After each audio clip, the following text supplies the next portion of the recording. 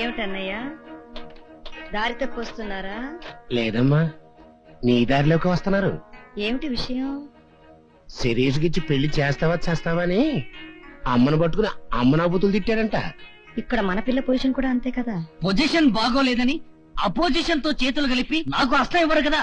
ఇస్తే కాంగ్రెస్ వాళ్ళు ఒప్పుకోరు కదా. ఏ కంకో కొడలో ట్రై చేస్తాలే. కమ్యూనిస్టులు మాత్రం ఒప్పుకుంటారా నాన్న? అందుకే నిన్నాడు కోజా మస్తాన్ అన్నారా. నువ్వెట్ట సెంటర్ లో ఇంటర్ఫీర్ అయ్యి పుల్ల విరుగు మాటలు మాట్లాడేవంటే చేయిస్తా. చూడమ్మా, పిల్ల నువ్వు అడగడానికి వచ్చిన వాళ్ళే అక్కర్లేదు అని వెళ్ళిపోతే తప్ప మన పిల్ల మన మాట ఎంతో. దానికి ఉన్నదల్లా ఒకటే మార్గం. పనుండి వచ్చాగానే కొంచెం మగాళ్ళను పిలువు.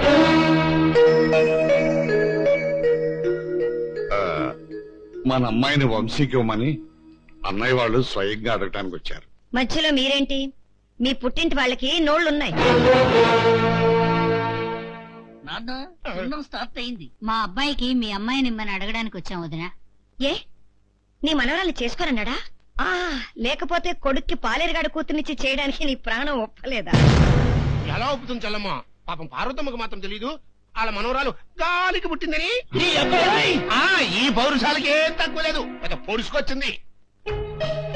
కాకపోతే చెల్లమ్మా, ఆ కుర్రాడి పూర్వజన్మ ఫ్లాష్ బ్యాక్ ఏంటంటేనే కొంచెం జాలేస్తుంది. అయిన వాడిని నువ్వు కూడా జాలి పడుతున్నావు కాబట్టే ఈ వెధవ ఫ్యామిలీతో వియ్యానికి ఒప్పుకుంటున్నాను. కానీ 2 షరతులు. మందడం జమీందారు వంశానికి చెందిన ఈ శకుంతలాదేవి తన కూతురికి పెళ్లి చేసిందంటే కనీసం ఆ పెళ్లి 10 జిల్లాల్లో 10 కాలాల పాటు గుర్తుండిపోవాలి. వీడియో తీస్తే సరి, పర్మనెంట్ గా గుర్తుండిపోతుంది. నోరు మూసుకో. ఎస్ అన్నయ్య, అమ్మా, ఈ మధ్య జయలలిత మద్రాసులో ఎవరికో పెళ్లి చేస్తున్నట్టు కదా? మరే ఆ పెళ్లి చరిత్రకెక్కిందా? లేదు, కోర్టుకి ఎక్కింది. అలా కాకుండా నా కూతురు పెళ్లి చరిత్రకెక్కాలంటే దానికి ఒక్కటే మార్గం, ఎదురు కట్నం. ఎదురు కట్నంగా నీ యావదాస్తి నా కూతురు పేర పెట్టాలి. 2వ షరతు, పెళ్ళయ్యాక ఈ శకుంతలాదేవి కూతురు ఆ పాలేరుగాడు కూతురు ఒకే ఇంట్లో ఉంటున్నారంటే ఈ గలీజు మనుషుల మధ్యన నా మీద వాళ్ళు ఉంటామా? చలమా, ఏం చస్తే ఒప్పుకోరా. అందుకే మీ వాడు మా ఇంటికి ఇల్లరికం రావాలి. ఈ 2 షరతులు మీకు ఇష్టమైతే చెప్పండి, తాంబూలాలు పుచ్చుకుందాం. నేను ముందే చెప్పాను కదన్నయ్య, ఈవిడి గారి కళ్ళు ఉండాల్సిన చోట ఉండవని.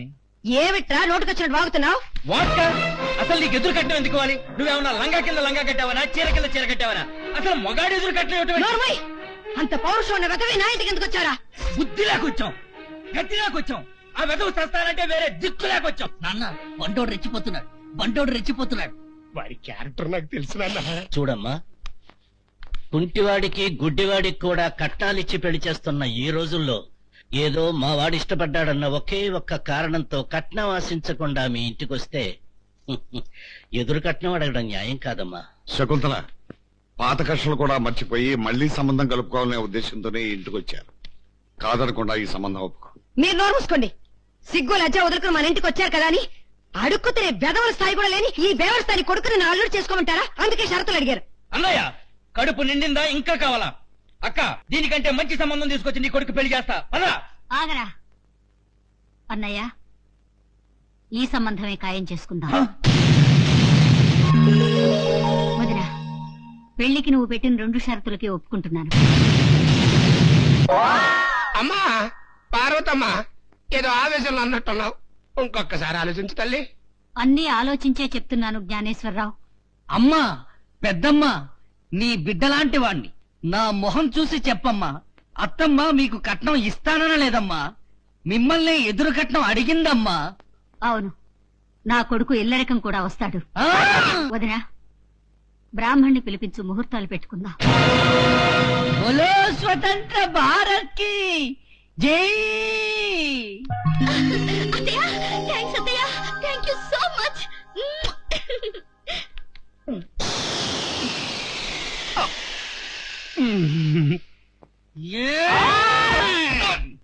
బాలకృష్ణ చిరంజీవి టైపులో స్పీడుగా ఉన్న ఈ రోజుల్లో ఎప్పుడో చిత్తూరు నాగయ్య టైపులో ఐడియాలు చెప్తావురా నీ అమ్మ కొడక. రెచ్చవాడు కూడా లక్ష కట్నం అడిగే ఈ రోజుల్లో ఎసురు కట్టడానికి ఒప్పుకుంటుంది అనుకోలేదురా నా కొడక.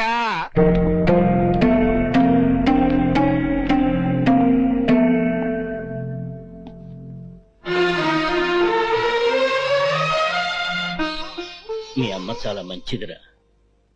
నువ్వు తెమ్మంటే కొండ మీద కోతిని కూడా తెచ్చే రకం. అలాగని అడిగావు, వెర్రి బాగుంది.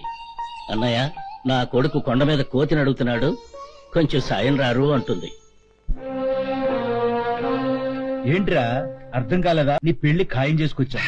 థ్యాంక్స్ మామయ్య. రేయ్, నీ అత్త ఈ పెళ్లికి చాలా ఆనందంగా ఒప్పుకుందరా. కాకపోతే నీ యావదాస్తి ఎదురు కట్నంగా అడిగింది. ఎందుకంటే ఈ విషయం ఈ చుట్టుపక్కల 10 జిల్లాల్లో ఘనంగా చెప్పుకోవాలంట. అలాగే అని ఒప్పుకున్నాం. నీకు సంతోషమేగా బాబు? మా బరువు ఇంకా దిగజారిపోయిందన్నమాటే గాని నాకు సంతోషమేరా. ఏమండి, ఎందుకండి అనవసరంగా? నువ్వు నోరు ఇవే. నా మనసులో ఉన్నది చెప్పుకోకపోతే ఈ గుండె గ్యాస్ బండ్లా పేలి చచ్చిపోతాను. ఒరేయ్, నీ పెళ్లి వంకతో అది ఎన్ని అడ్డమైన మాటలు అంటున్నా అవన్నీ మా కండువాల్లో మూట కట్టుకుని ఈ సంబంధం ఒప్పుకున్నావురా. నీకు సంతోషమేగా బాబు? నువ్వు, నీ అత్త, నీ పెళ్ళాం, నీ అత్త తరపు వాళ్ళంతా నవ్వుతూ సుఖంగా బతకండి రా, సుఖంగా బతకండి.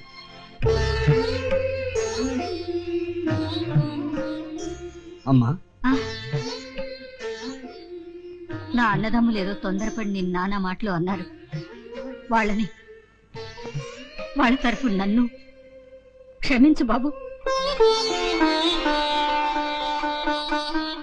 బాధపడుతున్నావా మావయ్య? పెద్దాళ్ళు కదా, బాధలో ఏదో అంటారు, అవేం పట్టించుకోకు. ఏంటి నీ ముఖం అదోలా అయిపోయింది? కాబోయే పెళ్లి కొడుకు బాధపడకూడదు, గ్లామర్ తగ్గిపోతుంది.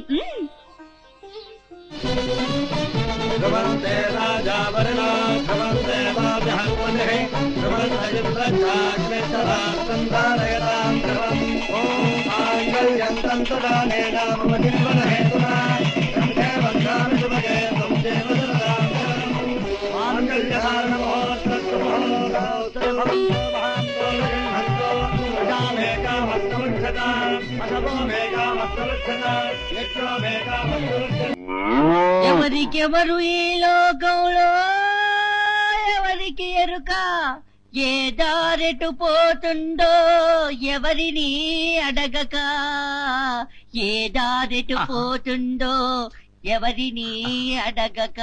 ఎక్స్క్యూజ్ మీ, ఎస్, ఈ దారెటు పోతుంది బాబు. నీ కళ్ళులో నా సొల్లు ఇప్పుడే కదరా పాటలో పరమార్థం వినిపించాను. మీరు నువ్వు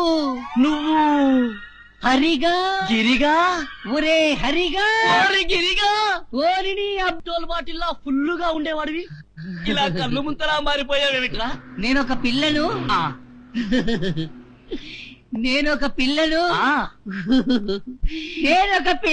మొత్తం అర్థమైపోయింది. నువ్వు ఒక పిల్లని ప్రేమించావు.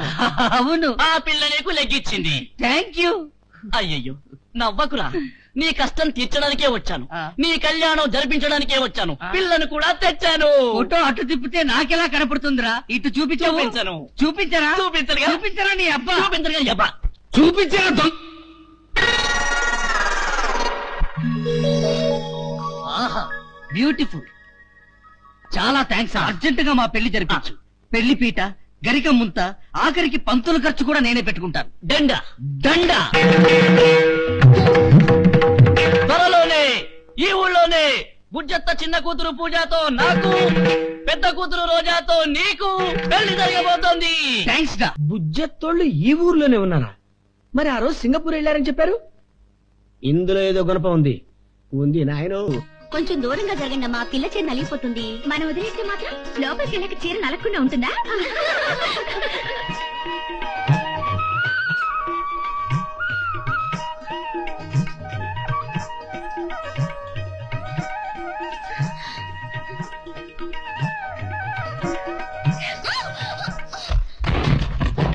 ఏంటిది? ఏదో బావిలో బిందె పడిన శబ్దం వచ్చింది. శోభనం గదిలో మంచం ఎరుగుంటుందిలే, పడుకో. మరి మన శోభనప్పుడు మంచం ఎరగలేదే? మా వాడుకున్న కెపాసిటీ నాకు లేదు గానే, పొడుగవే.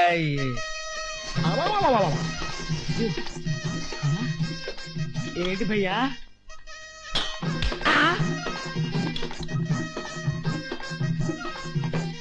చూసారుగా, నా గదిలో మైసూరు టేకు మంచం ఉంది గానీ దాన్ని తీసుకెళ్ళండి ఆ గదిలో. అలాగే.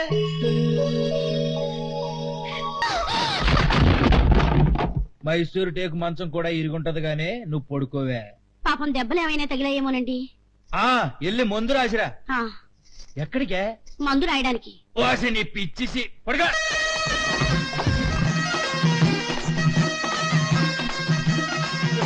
అయ్యో ఈ మంత్రం కొట్టారా? ఈ విషయం మైసూర్ మహారాజా గారికి తెలిస్తే నా టేకింత వీకాన్ని కళ్ళ నీళ్ళు పెట్టుకుని మరీ బాధపడతారు. అయ్యో అమ్మా, నీకు దండం పెడతాను తల్లి. ఈ రోజు నుంచి శుభ్రంగా హార్లిక్స్, బోర్నవిటా, జీవంతోను వాడు. నీ మొగుడు సామాన్యుడు కాదమ్మో, సామాన్యుడు కాదమ్మో. ఏమండే, ఇంకా మన ఇంట్లో గట్టి మంచాలు ఏమని మీరేం కంగారు పడకండి. ఈ రాత్రికి పడక గచ్చు మీద ఏర్పాటు చేశా. ఈ రోజు మంచం వేయలేదు కదండి. అదే నాకు అర్థం కాలేదు. కొంపదీసి